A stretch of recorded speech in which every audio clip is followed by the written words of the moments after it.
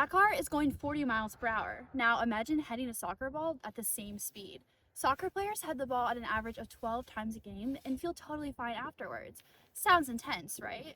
Well, today we'll see why no symptom doesn't always mean no damage and what's actually happening inside your head. The jelly on the plate represents your brain. The circle around it represents your skull. Your brain isn't attached to your skull, it sits inside it. When your head gets hit, the skull stops suddenly, but the brain keeps moving. That movement causes the brain to shift and twist. This twisting creates shearing forces, which stretch and stress tiny neural connections.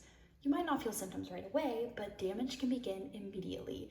Even small impacts, like repeatedly heading a soccer ball, can make your brain move like this. So, if even small hits make the brain move, what happens when you keep doing it over and over, every practicing game? They're called subconcussive impacts, hits with no symptoms but real movement of the brain each time.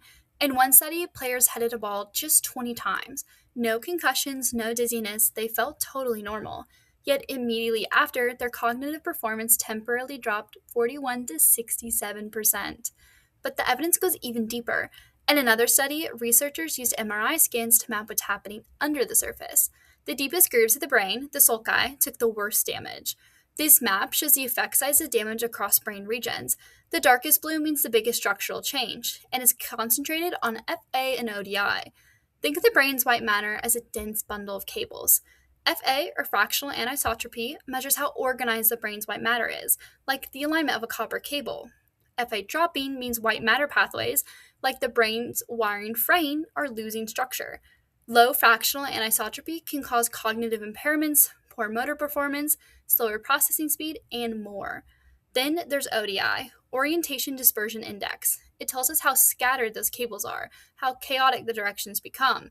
Higher ODI means the brain's wiring is less organized, which can slow communication and affect attention and working memory. These changes weren't visible on regular scans, but with diffusion MRI, they lit up, especially in the so-called depths, where the brain is most vulnerable to shearing forces. You can't feel these micro tears, but with every header, they quietly accumulate, invisible damage that builds over time. So yes, it has an impact, but why care? Because repeated impacts can lead to memory loss, attention problems, and in severe cases, CTE. You can help limit damage, limit headers in youth soccer, teach proper heading techniques, and wear protective gear. In fact, studies show that restricting headers in youth soccer reduce concussions by over 25%. Remember, prevention today protects your brain for tomorrow.